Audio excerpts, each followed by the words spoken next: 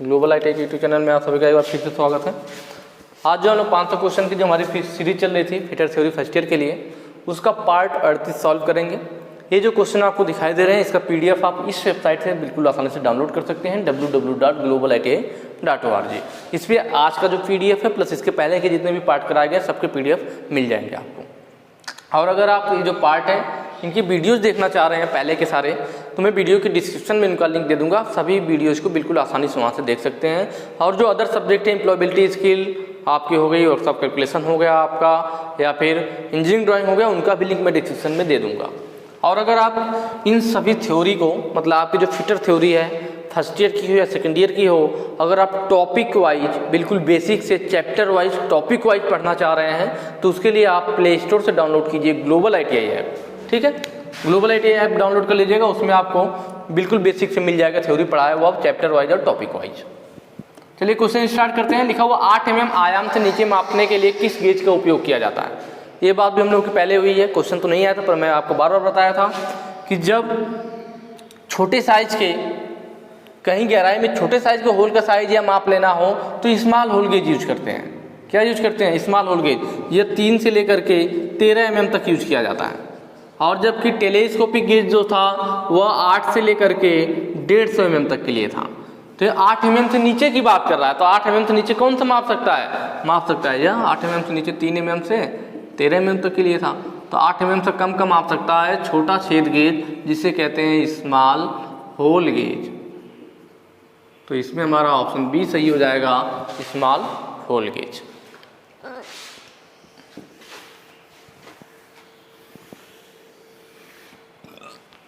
अगला क्वेश्चन है, किस कास्ट आयरन में मशीन टूल्स में टूल चटर को कम करने की दक्षता होती है? टूल की चैटरिंग को, हमने पहले भी इस बारे में बात किया था कि टूल की चैटरिंग को कम करना, वाइब्रेशन को कम करना, अच्छी फ्लूइडिटी मतलब जिसे आसानी से जो फैलता है, जिसे आसानी से ढाला जा सके, जिसकी अच्छी मशीनेबिलिटी हो, यह सब क्वालिटी ग्रे कास्ट आयरन में होती है जो मैंने नाम लिया। ठीक है, चाहे वाइब्रेशन कम करना हो चाहे टूल चैटरिंग कम करना हो, दोनों के लिए कौन सा बढ़िया होता है? Grey cast iron. ठीक है, यहाँ पे एक गड़बड़ लिख दिया है, कच्चा लोहा कच्चा लोहा, ये ढलवा लोहा होना चाहिए था। ग्रे कास्ट आयरन, ग्रे ढलवा लोहा, व्हाइट कास्ट आयरन ये रहेगा हमारा। क्या होगा? व्हाइट कास्ट आयरन होगा। कच्चा ना होकर के क्या रहेगा? यहाँ पे ढलवा रहेगा।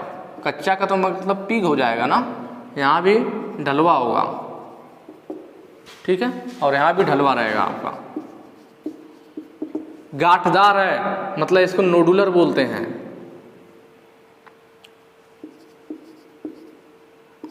नोडुलर कास्ट आयरन, ढलवा लोहा। ठीक है, इसी को मैंने बताया था एक बार कि नोडुलर को ही हम फेरिटिकल, फेराइडल,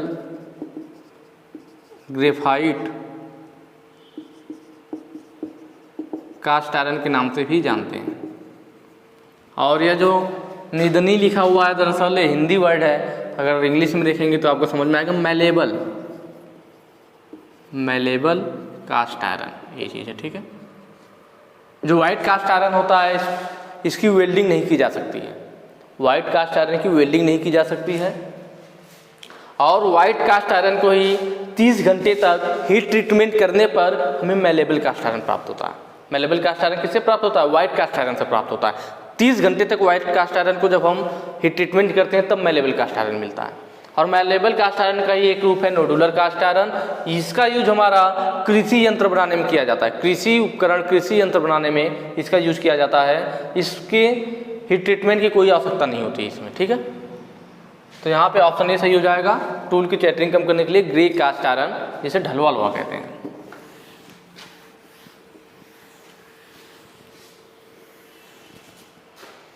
अगला क्वेश्चन है, इस फीट का नाम क्या है? ठीक है, थोड़ा सा फीट के बारे में बात करेंगे। फीट का मतलब 2 पार्टों के बीच संबंध से होता है। ठीक है, तो इस फीट का नाम क्या है पूछ रहा है? Transition feet, clearance feet, sinkage feet और इंटरफेरेंस फीट। मेन फीट का देखा जाए तो ये है ट्रांजिशन, क्लियरेंस और इंटरफेरेंस। देखिए यह ये रखा है होल और यह है साफ्ट। साफ्ट होल के अंदर साफ्ट जाएगी, तो ध्यान से समझना आप लोग। यह क्या है हमारा?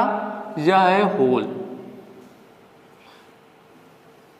ठीक है, ये किसी पार्ट है और पार्ट में किया गया है क्या, होल किया गया है। और यह जो होता है ना, ए लाइन और ए लाइन जो दी गई है, यह होता है हमारा टॉलरेंस जोन। क्या होता है, टॉलरेंस जोन होता है। और वैसे ही अब ये शाफ्ट है तो यह वाला इसके तो एकदम बराबर है, कोई दिक्कत नहीं है। और यहाँ देखिए इससे नीचे होल के साइज से ये नीचे है शाफ्ट वाला, ठीक है। और इसमें भी दिया हुआ है यार tolerance zone. Main tolerance zone से हम पहचान लेंगे कि कौन सा फिट है। यह देख रहे हैं, यह होल का टॉलरेंस जोन हो गया, किसका टॉलरेंस जोन है, होल का। और यह शाफ्ट का टॉलरेंस जोन है। टॉलरेंस जोन है किसका है, शाफ्ट का है। तो इसमें हम देखते हैं कि अगर शाफ्ट की टॉलरेंस जोन होल के टॉलरेंस जोन से हमेशा नीचे रहती है, भाई ये दोनों आपस में टकरा नहीं रहे हैं ना। शाफ्ट होल की टॉलरेंस जोन यहाँ पे है और शाफ्ट की यहाँ पे। अगर देखा जाए तो इसको लाइन को मैं आगे बढ़ाऊं तो जो शाफ्ट की टॉलरेंस जोन है वो होल के टॉलरेंस जोन से हमेशा नीचे है, मतलब इन दोनों में हमेशा गैप रहेगा, कभी भी आपस में इनका जोन टकराएगा नहीं। तो बिल्कुल गैप है इन दोनों में, तो इसीलिए कौन सा होगा, क्लियरेंस फिट होगा। कौन सा फिट होगा, क्लियरेंस फिट होगा। ऑप्शन बी सही हो जाएगा, क्लियरेंस फिट। इन दोनों की भी हम बात करेंगे, कब ट्रांजिशन बोलेंगे, कब इंटरफेरेंस बोलेंगे। अगर यही टॉलरेंस जोन की बात की जाए, यह हमारा होल हो गया, ठीक है, और यह होल का टॉलरेंस जोन।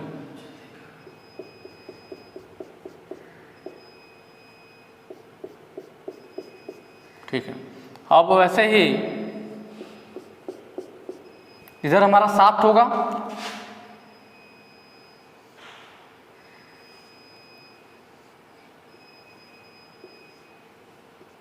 और ये होगी हमारी शाफ्ट की टॉलरेंस। तो इसमें देखिए क्या हो रहा है, इसमें होल की टॉलरेंस जोन ऊपर थी, शाफ्ट के नीचे, दोनों में कोई टकराव नहीं था, तो हमने क्लियरेंस फिट बोला। लेकिन इसमें देख रहे हैं जो होल की टॉलरेंस जोन है, या होल है और यह हमारा शाफ्ट है, तो होल की टॉलरेंस जोन यह थी या शाफ्ट की यह थी, इन दोनों में क्या हो रहा है, कहीं ना कहीं टकराव हो रहा है।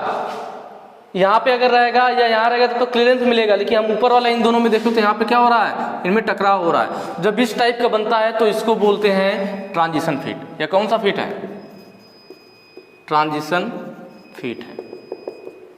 इंटरफेरेंस कब होगा उसको भी देख लीजिए। यह आपके पास होल है,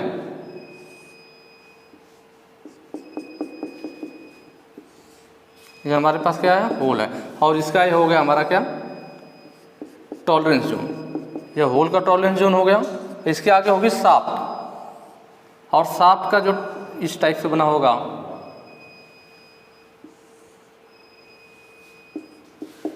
और ये होगा हमारा शाफ्ट का टॉलरेंस जोन।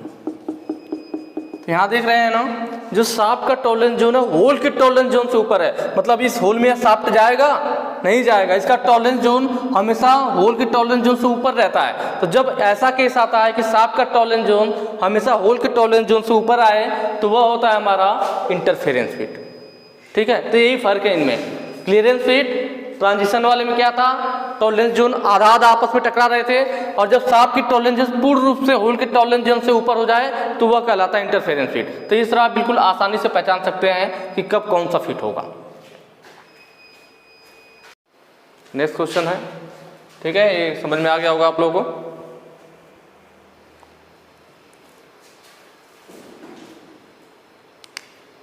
अगले क्वेश्चन पे चलेंगे। किसी साइज और उससे संबंधित मूल साइज के बीच के बीजगणितीय अंतर को क्या कहते हैं।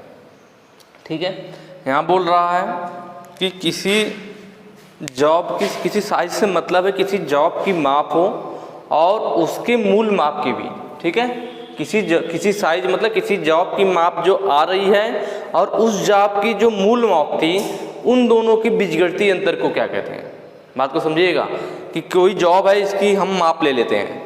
ठीक है, मान लीजिए इसकी माप जो भी आई, वह माप प्लस इस जॉब की जो मूल माप होनी चाहिए थी, उन दोनों के बीच में जो बीजगणितीय अंतर होता है उसी को बोला जाता है डेविएशन। डेविएशन का मतलब विचलन। ठीक है, उसी को क्या बोलते हैं, विचलन बोलते हैं, डेविएशन बोलते हैं। तो ऑप्शन ए यहाँ पे हमारा सही हो जाएगा। इसके आगे और भी चीज़ें दी है, जैसे अपर विचलन, मतलब अपर विचलन है इसको अपर डेविएशन बोलते हैं, लोअर विचलन को लोअर डेविएशन बोलते हैं, और वो वास्तविक है। अपर का मतलब अधिकतम, लोअर का मतलब न्यूनतम। तो अपर विचलन कब बोलते हैं, तो आप कह सकते हैं किसी जॉब की अधिकतम साइज, अपर का मतलब क्या, मैक्सिमम से मतलब है, तो किसी जॉब की अधिकतम साइज व उसके मूल माप के बीच जो बीजगणितीय अंतर होगा वो अपर विचलन कहलाएगा। बहुत ही आसान है इसकी डिफिनेशन, आप तुरंत पकड़ लोगे, बस ध्यान से समझने की बात है। हमेशा हम किससे तुलना करेंगे, उस जॉब की माप की जो तुलना करेंगे उसके मूल माप से जो बीजगणितीय अंतर आएगा उससे करेंगे। जैसे अगर बोल दिया किसी जॉब की माप, यहाँ पे अपर लोअर कोई नाम नहीं लिया था, नॉर्मल कर रहा है कि किसी जॉब की साइज है और उसके मूल माप के बीजगणितीय अंतर को क्या बोलेंगे, तो वह विचलन होगा। अपर विचलन कब हो गया, जब जॉब की मैक्सिमम साइज, जब जॉब की अधिकतम साइज और उसके मूल माप के बीजगणितीय अंतर पूछे तब अपर विचलन। वैसे लोअर विचलन कब होगा, जब जॉब की न्यूनतम साइज, जो लोअर लिमिट दी हुई है, जॉब की न्यूनतम साइज और उसके मूल माप के बीजगणितीय अंतर की बात करें तो लोअर विचलन।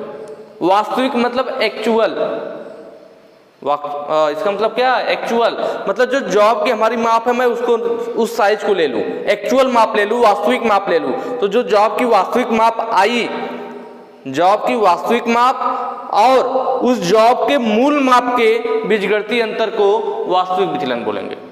तो हमेशा हमें उसके मूल माप के साथ बीजगणितीय अंतर को निकालना है। किसके साथ, मूल माप के साथ। अगर हम अधिकतम साइज को मूल माप के बीजगणितीय अंतर के साथ निकाल रहे हैं तो अपर विचलन, न्यूनतम साइज को उसके साथ निकाल रहे हैं तो लोअर विचलन, और एक्चुअल में जो है, वास्तविक में जो माप है उसके साथ अगर हम तुलना कर रहे हैं, बीजगणितीय अंतर निकाल रहे हैं तो वास्तविक विचलन।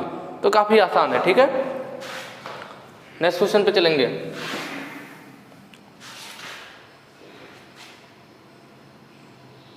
अगला क्वेश्चन दिया हुआ 20 प्लस, यहाँ पे हो गया, दरअसल यहाँ पे होना चाहिए था 20 प्लस माइनस एक साथ देता है 0.005, ऐसे लिखा होता, ठीक है। ये दे रखा है हमें क्वेश्चन में, क्या था, घटक आकार की या कोई साइज दिया हुआ है और आकार की अपर लिमिट क्या होगी।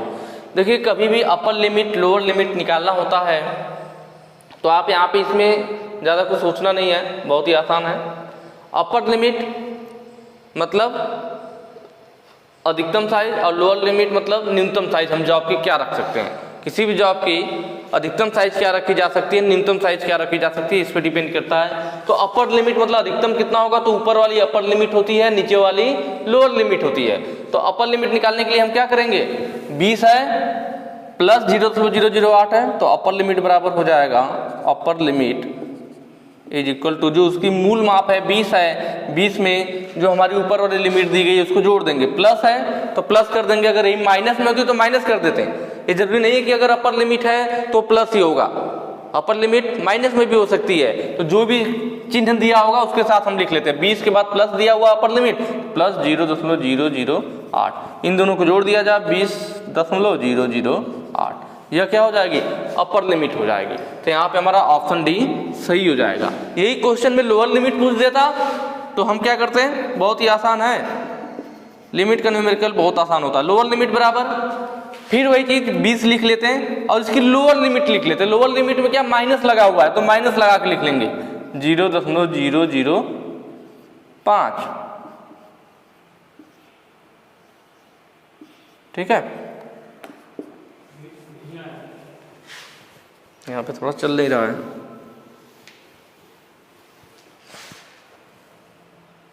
जीरो 0.005 हो जाएगा, ठीक है। अब इसको हम घटा लेते हैं, 20 में से आप 0.005 घटा लीजिए, 20.000, अब इसमें से 0.005, ठीक है। 10 में से 5 जाएगा 5, 9 में से 0 गया भाई 9 ही बच जाएगा, यहाँ भी 9 बच जाएगा, दशमलव यहाँ 80 ले लिया है तो यहाँ पे 19 बच जाएगा, 19.995 हो जाता अगर ये लोअर लिमिट पूछा होता तो जो भी है अपर लिमिट लोअर लिमिट बिल्कुल आसानी से आप ऐसे निकाल सकते हैं, ये तरीका होता है इसका निकालने का, ठीक है।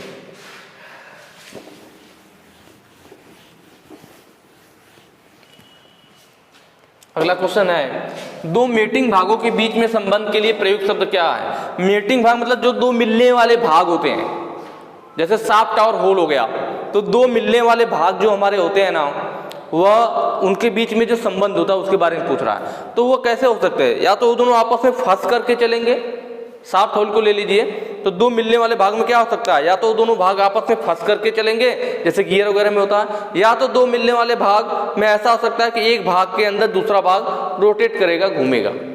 इस टाइप से केस हो सकते हैं। या तो एक दूसरे के अंदर घूमेगा या तो दोनों आपस में फंस करके चलेंगे। दो मिलने वाले भागों में यही चीज हो सकता है। तो जो दो मेटिंग भाग होते हैं, दो मिलने वाले जो भाग होते हैं, उनके बीच में जो संबंध दिखाया जाता है वही क्या होता है? फिट होता है। भाई फिटिंग ही तो होगी एक तरह से कि एक दूसरे में फिट कर देना जिससे कि वो फंस करके चले। तो जब भी दो मिलने वाले भागों के बीच के संबंध की बात की जाएगी तो वह क्या होती है? वह फिट होती है। लिमिट क्या होती है? किसी भी जॉब में दी गई वह सीमा जिस पर उसे बनाया जा सके। किसी भी जॉब के मूल माप में दी गई वह अधिकतम छूट जिस पर उसे बनाया जा सकता है, वही उसकी लिमिट होती है। कि इसको किस लिमिट तक हम छूट, मान लीजिए 20 mm का जॉब है कि भाई 20 mm होना चाहिए, मैं कह दूं कि नहीं 20 की जगह अगर 21 mm भी हो जाएगा तो काम चल जाएगा, इसका मतलब हमने इसमें 1 mm की छूट दे दिया। तो वही लिमिट होती है कि भाई कितना छूट उसे दिया गया है जिस पर वह स्वीकार्य हो, जिस पर उसका काम चल जाए, तो वह लिमिट होता है। टॉलरेंस क्या होता है? किसी भी जॉब की अपर लिमिट और लोअर लिमिट का जो अंतर होता है वही क्या कहलाता है? टॉलरेंस कहलाता है। अपर लिमिट लोअर लिमिट का अंतर, जैसे मैं कह दिया कि कोई जॉब है यह 22 mm तक बनाएंगे तब भी चल जाएगा, जैसे उसकी मूल साइज 20 mm थी, लेकिन मैंने कहा कि 22 mm बनाएंगे तब भी चल जाएगा और 18 mm बनाएंगे तब भी चल जाएगा। इसका मतलब यह अपर लिमिट हो गई, यह लोअर लिमिट हो गया। इन दोनों का अंतर कितना आएगा? 4 mm। 18 4 22, दोनों का अंतर क्या आएगा? 4 mm का अंतर है इन दोनों में, मतलब जो टॉलरेंस होगा वह 4 mm हो जाएगा। तो वही कह रहा है टॉलरेंस का मतलब क्या होता है कि अपर लिमिट और लोअर लिमिट में जो अंतर होता है वही टॉलरेंस कहलाता है। अलाउंस क्या होता है? तो किसी भी जॉब को जब बनाया जाता है ना तो उसमें कुछ छूट दी जाती है उन जॉब के फिटिंग के आधार पर। किसी भी जॉब को जब बनाया जा रहा है तो उनकी फिटिंग के आधार पर उनमें जो अंतर रखा जाता है उनके पार्ट्स के बीच में कि ये दोनों भाई फिट करने आपस में, तो थोड़ा बहुत उसमें अंतर रखा जाएगा जिससे आपस में दोनों आसानी से फिट हो सके। तो किसी भी जॉब को बनाते समय उनके फिटिंग को ध्यान में रखते हुए जो उन पार्ट्सों में अंतर रखा जाता है उसी को अलाउंस कहते हैं, छूट कहते हैं। ठीक।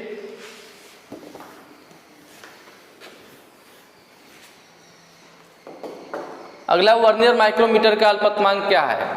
हमने पीछे के क्वेश्चन में किया भी था कि वर्नियर सिर्फ माइक्रोमीटर पूछता तो 0.01 mm हो जाता।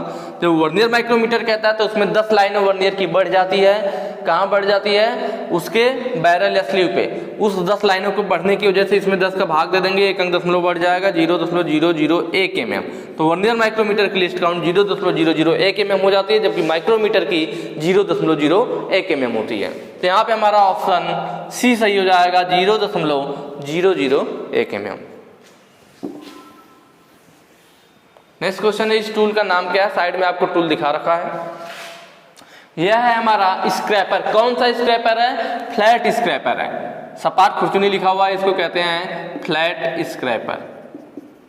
ठीक है। इसका जो कटिंग एज का एंगल होता है वह 81 डिग्री होता है। कहीं कहीं पर 80 से 85 से 90 भी दिया होता है, सॉरी 81 से 85 भी दिया होता है, लेकिन जनरली फ्लैट स्क्रैपर का जो हम एंगल लेते हैं वह 81 डिग्री होता है, कटिंग एज का एंगल। इसका यूज फ्लैट सरफेस की स्क्रैपिंग करने के लिए किया जाता है। हुक खुरचना लिखा हुआ है, अभी स्क्रैपर है, मतलब हुक स्क्रैपर बोलते हैं, हुक स्क्रैपर। इसकी बात करें तो इसका जो एंगल होता है वो 90 डिग्री होता है। यह हुक स्क्रैपर मतलब हुक जैसा ऐसे मुड़ा हुआ होता है, आगे का जो सिरा होगा यहाँ से क्या होगा 90 डिग्री पर अगर मोड़ दिया जाए तो ये हमारा क्या हो जाएगा? हुक स्क्रैपर हो जाएगा। इसका यूज किया जाता है किसी सरफेस के बीच में अगर उभार हो, कोई हमारी सरफेस है और इसके बीच में कोई उभरी हुई सतह है, उसको अगर हमें स्क्रैपिंग करनी है, खुरचना है या स्क्रैपिंग करना है, तब हम हुक स्क्रैपर का यूज करते हैं। हाफ राउंड स्क्रैपर है, ठीक है। हाफ राउंड स्क्रैपर को बियरिंग स्क्रैपर भी कहते हैं। हाफ राउंड स्क्रैपर को बियरिंग स्क्रैपर भी बोला जाता है। इसका जो एंगल होता है वो 45 डिग्री से 65 डिग्री तक होता है। कितना होता है? 45 डिग्री से 65 डिग्री बियरिंग स्क्रैपर का, या फिर हाफ राउंड के बियरिंग के एक ही बात है। इसका यूज जो होता है बियरिंग सरफेस को, भाई बियरिंग स्क्रैपर नाम ही है, तो जो बुश बियरिंग के आंतरिक सतह की स्क्रैपिंग करने के लिए इसका यूज किया जाता है। वैसे 3 वर्ग खुरचनी है जिसे ट्राइएंगुलर भी बोलते हैं, ट्राइएंगुलर स्क्रैपर। त्रिभुज की तरह होता है इसलिए ट्राइएंगुलर बोलते हैं। इसमें 3 कटिंग एज होती है, जबकि बाकी इन सबों में एक एक कटिंग एज थी, इस वाले में 3 कटिंग एज होगी।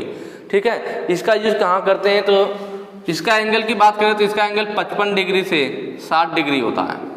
और इसका यूज जो होता है ना, छोटे होल की स्क्रैपिंग करने के लिए, या कह लीजिए होल की डीबरिंग के लिए। ये वाला वर्ड बहुत ज़्यादा यूज होता है, होल की डीबरिंग। ठीक है, या छोटे होल की स्क्रैपिंग करना हो या होल की डीबरिंग मतलब उसके बर को साफ करना हो, तो उसके लिए ट्राइएंगुलर स्क्रैपर यूज किया जाता है।